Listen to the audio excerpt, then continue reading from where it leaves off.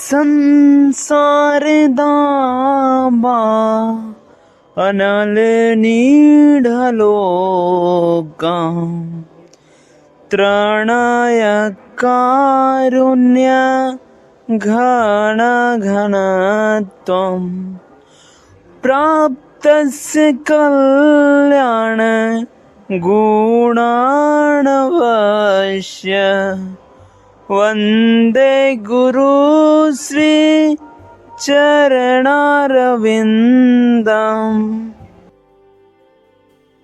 हरे कृष्ण। जैसे कि हम पिछले दिन पढ़े थे, पिछले दिन से देखते आ रहे हैं कि यहाँ चेतना के बारे में विशेषकर डिस्कस किया जा रहा है। हमारी चेतना और भगवान की चेतना में डिफरेंस है और हम इस जगत में क्यों फंसे हुए, माया भरे संसार में जो 84 लाख के जन्म मृत्यु जरा व्याधि का जो कष्ट भोग रहे हैं, आखिर हम क्यों भोग रहे हैं। यहाँ विशेषता आगे और विशेष डिटेल से बताया गया है। इस भौतिक जगत की कलुषित चेतना से मुक्त होना अथवा शुद्ध होना, चेतना में स्थिर होना, तब हम लोग को उद्देश्य क्या होना चाहिए कि मेरा चेतना जो कलुषित होना, कलुषित करने का तात्पर्य है कि हमारी चेतना दूषित हो रही है। ये दूषित चेतना से मुक्त होने का ऑलवेज टाइम याद करना हमेशा चाहिए कि हम किस तरह से अपनी चेतना को शुद्ध अवस्था में लाएं ताकि हमारे सात्विकता हमारे अंदर आए। इसका रीजन ये होता है, जब तो पहले नंबर होता है कि खान पान सुनकर सीखना, रहन सहन तरीके से पड़ता है, आप किस एसोसिएशन में रहते हैं, कैसे लोगों के साथ उठते बैठते हैं, ये सब बहुत ज़्यादा डिपेंड करते हैं आपकी चेतना पर। और चेतना आपका अगर अशुद्ध हो जाता है तो कुछ भी आ रही, आप जो गलती करते हैं पाप करने की अगर आप प्रवृत्ति का रास्ता द्वार मिल जाता है, जिस तरह पाप किस तरह से द्वार से एंट्री करता है, जिस तरह अगर चेतना सबसे व्यक्ति का चेतना अगर मलिन हो जाता है तो अच्छा दृश्य उसको गलत दिखता है और गलत दृश्य भी उसको अच्छा दिखता है। तो व्यक्ति फिल्म के पीछे भी भागा हुआ रहता है, कोई मूवी के पीछे भागता है, किसी लड़की के पीछे भागता है, कोई अनेक वस्तुओं के पीछे भागता है। इसका मतलब क्या होगा, चेतना दूषित है, जिसके कारण वो आसानी से उसे अट्रैक्ट हो जाता है। तो व्यक्ति नशा करता है, इसका मतलब क्या, उसका चेतना ऑलरेडी दूषित है। उसको अगर भक्ति भाव समझाओगे, भक्ति करो, भगवत गीता पढ़ो, तो नहीं समझेगा, कहेगा भाई ये सब कोई दिक्कत, सब मोह माया है, ये सब मत नहीं करना चाहिए।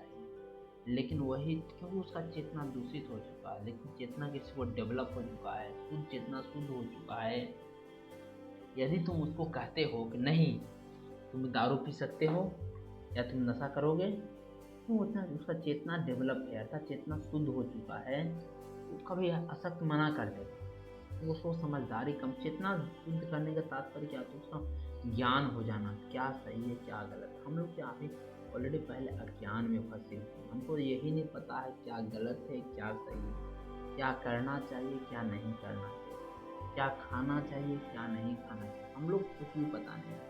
और इसके वजह से हम जो मिल रहा है सब खान, जो वस्तु दिखता है सीधे सोचते हैं काश ये मेरे पास को भोगे हम। जो चीज़ खाने वाला दिख जाता है इसको सीधे खाने वाला है या नहीं उसका मतलब नहीं, सीधे खा लो, चाहे वो कोई जानवर का मांस हो या फिर कुत्ते का मांस हो या फिर कोई छोटा मोटा जीव का मांस हो, जो कुछ दिख जाता है, या फिर बाहर का रास्ते पर पड़ा हुआ ठेला का कोई सामान हो, जहाँ दिखता सीधे उठाओ और पेट में सीधे डाल लो। ये हमारी चेतना हो। इसका मतलब तो हम लोग कितना मतलब निकृष्ट लोग हैं, अपने शरीर के मतलब स्वास्थ्य के लिए, शरीर के लिए क्या क्या नहीं कर रहे हैं, सुबह से शाम तक मेहनत कर रहे हैं, मिलता क्या फल, केवल दुख ही मिलता। इसलिए यहाँ कहा जा रहा है कि भगवत गीता के सारे उपदेशों के मंतव्य यह है, ये शुद्ध चेतना को जागृत करना। और भगवत गीता में शुरू से अंतिम तक के ये विशेष इसी बात पर फोकस किया गया कि अपना चेतना शुद्ध करो। क्योंकि यदि चेतना आकार आपका शुद्ध हो जाता है, आपको बाय डिफ़ॉल्ट सब कुछ आपको हो जाएगा, आपका व्यवहार चेंज हो जाएगा, आपका बात करने का तरीका चेंज हो जाएगा, किसके साथ कैसे व्यवहार करें, किस तरह से उठें, कैसे बैठें, किस तरह खान पान आपका चेंज होगा, आप में एक नया मानवता का निर्माण आप में हो जाएगा। क्योंकि यदि हमको चेतना मेरा जागृत हो गया, अब भगवत गीता हमको सबसे पहले चेतना जगाने के लिए काम करता है, इसलिए कहा गया। इसलिए हम गीत के अंत में आता है, इस गीत कहने का मतलब क्या है, इस गीत का है भगवत गीता के अंत में, इस गीत के अंत में कृष्ण को अर्जुन से यह प्रश्न करते हुए कि वे विशुद्ध चेतना को प्राप्त हुआ है या नहीं। शुद्ध चेतना का अर्थ भगवान के आदेशों अनुसार कर्म करना। अब देखो हमको यहाँ ये समझना पड़ेगा, जैसे अब कृष्ण जो है अर्जुन से पूछते हैं कि हमें विशुद्ध चेतना प्राप्त हुआ है या फिर नहीं है। अर्थात विशुद्ध चेतना कहने का मतलब आपका चेतना मेरा मलिन है या नहीं, हम कैसे पता करेंगे। तब यहाँ पे बताया जा रहा है तो पहले ये समझना पड़ेगा, पहले शुद्ध चेतना और विशुद्ध चेतना समझना पड़ेगा। तब यहाँ देखो शुद्ध चेतना का परिवार कितना आसान दिया गया है कि भगवान के आदेशानुसार जो हम कर्म करते हैं ये क्या है, शुद्ध चेतना में आने का एक प्रोसेस है, एक जरिया है। अगर भगवान के आदेशानुसार हम फॉलो करते हैं, उनका बात को मानते हैं, क्या हो जाता है, मेरी चेतना शुद्ध हो जाती है। लेकिन यदि ये जस्ट लाइक उल्टा हो गया, यदि हम भगवान के फिर विरुद्ध जाते हैं, भगवान के विरुद्ध जब कार्य करते हैं तो हमारा के चेतना क्या होगा, जाहिर सी बात दूषित हो जाता है। भगवान के आदेशानुसार क्या, भगवान जो हमको आदेश दिए हैं, इसके लिए हमको क्या किसके पास जाना चाहिए, कैसे पता चलेगा कि भाई भगवान हमको क्या आदेश दिए या भगवान के अनुसार हम कैसे चलें, इसको पता कैसे चलेगा। तब यहाँ पे हम हमारे शास्त्र इसके लिए सबसे मूल उद्देश्य बताया गया है। शास्त्र में स्वयं भगवान लिख के बताए हैं, बोल के बताए हैं कि ऐसे ऐसे करो ये जीवन को तुम सुख में आनंद पूर्वक जी जाओगे। जैसे मैं बार बार एग्जाम्पल देता हूँ, जैसे कोई कंपनी बाइक बनाती है तो कंपनी बाइक बनाती है तो पेट्रोल के लिए बनाती है, पेट्रोल के अनुकूल जो जो सामान लगता है उसमें फिट कर देती है और क्या मैनुअल में लिख देती है भाई आप ले जा रहे हो बाइक, इसको पेट्रोल से ही चलाना। हम लोग बाइक को लाएं और जैसे लगे उसको बोले चलो कंपनी को उतना आता नहीं है, हम पेट्रोल नहीं हम पानी पर चलाएंगे, क्या लगता है कुछ बाइक चल पाएगी? नहीं। वो मैनुअल में लिख दिया क्या है कि पानी से नहीं चलेगा, पेट्रोल से चलेगा। क्यों? क्योंकि पेट्रोल के अनुकूल जो जो चीज़ है, जो जो वस्तु लगेगा वो बाइक में वो फिट कर चुका है। जस्ट लाइक वही है, जो शरीर है, शरीर में भगवान सब कुछ मशीन फिट कर चुके हैं। शरीर के अंदर इतना मतलब शक्ति है, इतना इम्यूनिटी पावर है कि कोई हर एक रोग से लड़ने की क्षमता है इसके अंदर। वस्तुतः हम इसको सही से यूज नहीं कर पा रहे हैं, जिससे जमीन के इसलिए मेरा मशीन बॉडी रूपी जो मशीन है, किसी का कुछ दिन में ख़त्म हो जाता है, किसी को मतलब युवा में ही ख़त्म हो जाता है, कोई बुढ़ापा तक चल पाता, मतलब जिस तरह से उसको जैसे ही ख़त्म किए हैं उस तरह से अपना काम कर देता है। कोई व्यक्ति देखते हैं युवा में सुनना कम कर देता, सुनाई नहीं पड़ता, कोई देखना किसी को दिखता नहीं। इसका मतलब ये हो रहा है कि उसने आपका उसका चीज़ गलत यूज किया है, जिसके कारण उसका सब बोल रहे हैं। एक पिछले दिन से मैं चर्चा कारण बता रहा हूँ, तुम लोग को सब कुछ लिमिट में दिया हुआ है, लिमिट में दिया हुआ इसलिए कह रहे हैं कि हर एक चीज़ दिन प्रतिदिन करते जा रहा है। जिस तरह जो चीज़ खत्म हो जाएगा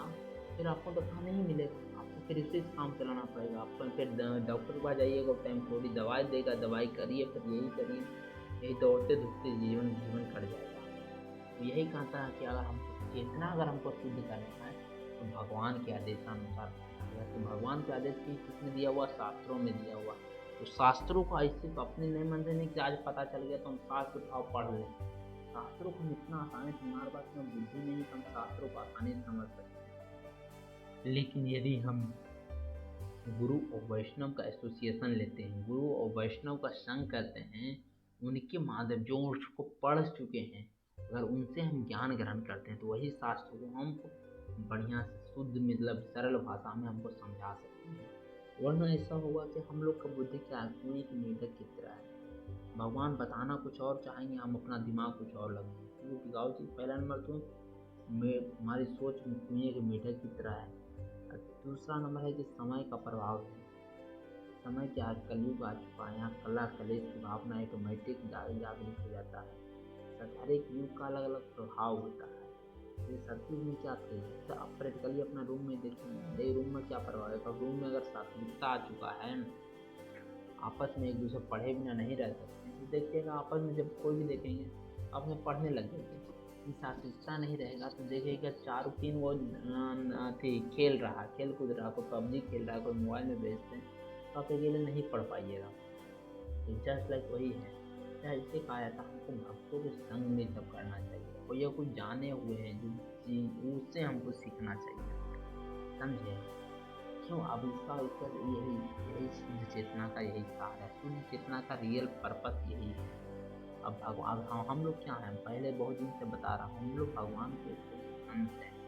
तो भगवान का अंश हमें ज्ञान पूर्ण रूप से, लेकिन क्या हमारे चेतना जो है, चेतना मलिन हो चुकी है, दूषित हो चुकी है, जिसके कारण हमको ज्ञान दिखाई नहीं पड़ रहा। इसलिए कहा था कि हमारे भगवान के हम अंश हैं, इसके कारण हमें चेतना पहले से ही है, लेकिन जो अनेक जन्मों के अलग अलग वासनाएं हैं, गलत कर्मों के कारण ये चेतना हमें क्या है, थक चुकी है।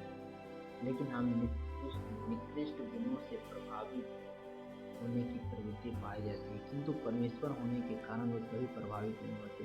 हम लोग क्या है, जीव हैं, हम लोग भगवान के मतलब दास हैं, इसलिए हम पर ये प्रकृति का नियम लागू होता है, और भगवान पर इस प्रकृति का नियम लागू नहीं होता। वो प्रकृति से बिल्कुल परे है, बिल्कुल परे हैं। इससे जैसे मैं एग्जाम्पल देता हूँ, जैसे कोई जेलर पर जेल का नियम लागू नहीं होता, नियम उस कैदी पर लागू होता है, जस्ट लाइक वही है। भगवान प्रकृति से बहुत परे हैं, इसलिए भौतिकता का जो नियम है उन पर लागू नहीं होता है, समझे। इसलिए कहता यही हमने और क्या है, भगवान में यही अंतर है। हमें कभी कंपेयर करता है ना, हम में भगवान को भी 2 हाथ है, हमें भी 2 हाथ पैर है, तो हमें भगवान का अंतर क्या है, कोई अंतर नहीं। लेकिन देखिए यही अंतर, हम चेतना हमारे सब कुछ लिमिटेड, हम पर सब बहुत कुछ बंधन है, भगवान पर कोई बंधन होता है। तब यहाँ अगला क्वेश्चन होता है, तो हम इतना देर चिल्ला रहे हैं कि चेतना चेतना चेतना चेतना है क्या, क्वेश्चन उठता है।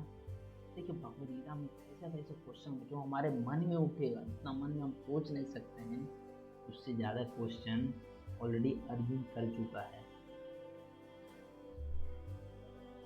जिससे पता चलता है कि अर्जुन पास ज्ञान की कमी नहीं थी। बस तो एक दृश्य देखते हैं तो वो अभिनय कर रहा है, दूसरा दृश्य देखते हैं कि उसका केवल ज्ञान केवल माया द्वारा ढक गया था। दोनों पॉइंट सही है। एक समझिए कि भगवान की इच्छा अनुसार वो लीला कर रहे थे, भगवान की सहमति से कर रहे थे, बोलने का नाटक कर रहे थे। दूसरा हो सकता है माया के कारण हो सकता है, उन पर एक अज्ञान का लेयर उसमें तत्काल चढ़ गया हो, कारण क्योंकि उनके पास इतना कॉन्शियसनेस है कि कैसा परख जो वो तो हम भी नहीं सोच पाते हैं, वैसा क्वेश्चन कर चुके हैं। यह चेतना क्या है, यह है तो मैं हूँ। अर्थात कहने का मतलब किसी पूछते हैं कि यह चेतना क्या है, तो कहेगा ना भाई मैं हूँ, वही चेतना है। अर्थात हम हैं, हम मतलब कुछ बोल रहे हैं तो अर्थात तो मैं ही चेतना हूँ तब बोल रहा हूँ। तो फिर क्वेश्चन आगे करता है कि मैं हूँ क्या, मैं हूँ क्या, और मैं जो कहता हूँ मैं हूँ, तो मैं क्या हूँ बताइए भाई। मैं का अर्थ क्या है, कलुषित चेतना में मैं हूँ का अर्थ कहने का तात्पर्य क्या बताया जा रहा है। रियल में मैं कौन हूँ, मैं शुरू से ही बता रहा हूँ। सबसे पहले व्यक्ति को अपने आप को जानना चाहिए, लेकिन सर व्यक्ति इतना भौतिकता में लीन हो चुका, पूरा दुनिया पीछे भाग रहा है, लेकिन अपने आप के पीछे कि फिर मेरा क्या होगा। अपने आप, क्योंकि सबसे पहले हम अपने आप के बारे में जब तक नहीं सोचेंगे तब तो कुछ भी नहीं हो पाएगा, कुछ भी नहीं। दौड़ते रह जाएंगे, अनेक जन्मों से एक नहीं अनेक जन्म हो ले लेंगे, लेकिन फिर भी ये भौतिकता से लीन नहीं हो पाएंगे, समझे। क्योंकि हमारा चेतना क्या कलुषित है। और क्या मैं हूँ कहने का अर्थ मैं सर्वे सर्वा हूँ, अर्थात मैं जो हूँ, अर्थात जानते एक तरह का क्या अहंकार को रिप्रेजेंट करता है। क्या अहंकार, मैं हूँ, आई एम समथिंग, अर्थात मैं कुछ हूँ, मैं हूँ, मैं राष्ट्रपति हूँ, या फिर मैं नेता हूँ, या फिर मैं यहाँ का प्राइम मिनिस्टर हूँ, या फिर मैं किसी का बेटा हूँ, मैं राजनेता का बेटा हूँ, या फिर विधायक का बेटा हूँ, ऐसा मैं हूँ। देखिए प्रॉब्लम दुख का कारण है, दो ही चीज भक्ति रसा में सिंधु में पढ़ रहा था तो समझाएगा। प्रॉब्लम का जड़ दो ही है, मैं हूँ और मेरा है। जब तक ये दोनों आपके साथ रहेगा ना, आपको प्रॉब्लम हमेशा क्रिएट करेगा ही करेगा। इसलिए कहा था मैं हूँ, कहने का तो मैं हूँ अर्थात मैं अहंकार है या मेरा है, अर्थात उसके कारण जिसको अपना मान रहे तब तो प्रॉब्लम हो रहा है। उससे जब उन्हें मतलब उसमें अहंकार होगा, मैं सर्वे सर्वा हूँ, अर्थात मैं सबका मालिक हूँ। मैं हूँ करने का तात्पर्य क्या, मैं इसका मालिक हूँ, या मेरी वस्तु मैं इसका मालिक हूँ। मैं हूँ अर्थात आई एम समथिंग स्पेशल, लोग हमको सम्मान करें, लोग हमको बड़ाई करें, लोग प्रशंसा करें। ये क्या है, मैं इसका अहंकार को रिप्रेजेंट करने की माया बनाते हैं। तो एटलीस्ट जब हम भक्ति में आते हैं, हमें ये चाहिए, ऐसे प्रयास करना चाहिए कि माया भरी संसार है जो बताया हुआ इस संसार भौतिक जगत में जो कलुषित चेतना है, उससे हमेशा ऑलवेज टाइम बचते रहना चाहिए। ऑलवेज टाइम, क्योंकि माया बहुत प्रबल है, वो अनेक बाधाएं डालेगी, एक से एक बाधाएं। वो कभी नहीं चाहती है कि हमसे दूर जाए, उसको हमेशा पकड़ के रखना चाहती है। इसलिए हमें और एटलीस्ट प्रयास करना चाहिए कि अपनी चेतना को शुद्ध बनाए। चेतना शुद्ध कैसे होगा? जब हम भगवान की आज्ञा अनुसार पालन करेंगे, जब हम भगवान की भक्ति करेंगे। भक्ति का इतना सरल उपाय बताएं, अधिक से अधिक कलयुग केवल नाम आधार, यहाँ केवल नाम लेने, नाम लीजिए आप, नाम लेने से सब कुछ हमको मिल जाएगा। मेरा चेतना शुरू मन नहीं लग रहा, मन अगर माला आप कर रहे हैं मन नहीं लगता, कोई दिक्कत नहीं, आप फिर भी माला जबरदस्ती करिए, मतलब मन लगाइए उसको। नहीं लग रहा फिर भी लगाइए, बार बार करिए, कोई मन भागेगा, उसका मन का स्वभाव है। क्योंकि हुआ है कि अनेक जन्मों के गलत कारण, गलत वासनाएं, गलत कुकर्म की वजह से मन को हम आज़ादी दे चुके हैं। अब एक हम अभी अगर चाहेंगे तुरंत कि हम इसको कंट्रोल कर लें, बस में कर लें, तो बहुत मुश्किल है। इसलिए कहा था मन को डायरेक्ट कंट्रोल मत करिए, उसको डाइवर्ट करिए। जो हमारे मन जो होता है इंद्रियों को लगती है कंट्रोल किए हुए, तो इंद्रियों को हम डाइवर्ट करें। जो चीज़ हम गलत चीज़ जो देखने वाले हैं, वही को भगवान में, मतलब अल्टीमेट कुछ भी हो, हम भगवान को कनेक्ट रहें ऑलवेज टाइम। मतलब आँख देखना चाहता गलत दृश्य, मुझसे भगवान का विग्रह को दिखा। कान फील्डिंग गाने सुनना चाहता है, उसे भगवान की कथा सुनाए। जीवा कुछ बोलना चाहता है या फिर जीवा कुछ टेस्टी पदार्थ खाना चाहता है, तो भगवान को चढ़ाए वो प्रसाद खाएं, भगवान को प्रसाद खाएं। हम ऐसा भी सब रास्ता पर जब चलना शुरू कर देते हैं, तो फिर हम आसानी से ये जो भौतिक जगत से जो दुख कलह कलेश से इससे हम आराम से निकल सकते हैं। यह कहा जाता है ये संसार चलायमान है, क्योंकि प्रत्येक जीव यह सोचता है कि वो भौतिक जगत का स्वामी अर्थात सृष्टा है। ये अहंकार ही ऐसा चीज है जो व्यक्ति को खुद ऊपर पहुंचा देता है। अपने मतलब कहाँ व्यक्ति रहता है उसको इतना स्टेज ऊपर पहुंचा देता है, उसको लगता है कि दुनिया का मालिक मैं हूँ। लेकिन व्यक्ति को पता नहीं है कि काल में हम भी फंसे हुए हैं, काल के मुख में। काल आएगा हमको तुरंत, मौत कहाँ से कहाँ पहुंचा देगा हमको पता नहीं। लेकिन व्यक्ति भौतिकता के कारण अंधा हो चुका है, वो अपने सर पर आया हूँ मृत्यु को नहीं दिख रहा है। उसको लग रहा है कि मैं टाइम को पास कर रहा हूँ, मैं आज मालिक हो गया, मैं स्वामी हो गया, मेरे से सब, मेरे अंडर सब काम। ये सब क्या है? सब अहंकार का एक प्रदर्शन है। अब हम और बार बताते हैं आपके अंदर, अब लोग दुश्मन को खोजता है, दुश्मन बाहर नहीं है, दुश्मन आपके अंदर है। 6 दुश्मन आपके अंदर ऑलरेडी विराजमान, लड़िए सब बाहर। पहले तो काम, क्रोध, लोभ, मोह, मद, मत्सरता, ये 6 जो है शत्रु। अब वो दुनिया को इसे शत्रु खोजने का प्रश्न है। आपके अंदर शत्रु घर में बैठा हुआ है, आप उससे नहीं लड़ रहे हैं, आप इतनी बड़ी मूर्खतावत है, आप दुनिया के पीछे दौड़ रहे हैं। फलाना पास ये है, फलाना पास ये दुर्गुण है, ये दुर्गुण। हम किसी में दोष देखने लायक नहीं, हमें नहीं चाहिए किसी में दोष देखें, वो मेरा अधिकार नहीं है। इसलिए कहा था भौतिक चेतना का 2 मनोमय विभाग है। एक है मैं सृष्टा हूँ, दूसरा मेरे अनुसार मैं भोगता हूँ। एक और दूसरे भौतिक चेतना में 2 विभाग बांटा गया है। एक अपने आप को स्वयं भगवान मानता है, मैं ही सृष्टा हूँ, सबका मालिक मैं हूँ। दूसरा कि अगर हम मालिक हो गए तो इसको भोक्ता अर्थात मैं हूँ, इसको वस्तु का मैं ही भोग करूँगा, मैं ही आनंद उठाऊंगा, इस वस्तु से हम ही सुख लेंगे। ठीक है, ये दोनों ही गर्हित है। पहला शुरुआत का मैं श्रेष्ठ अहंकार से शुरू होता है, व्यक्ति से भोक्ता भी बन जाता है। जब भोगों में व्यक्ति फंसता है तो उसका इतना बुरा हाल हो जाता है, कभी सोच नहीं पाता। लेकिन क्या था, वास्तव में परमेश्वर श्रेष्ठा था, भोक्ता दोनों।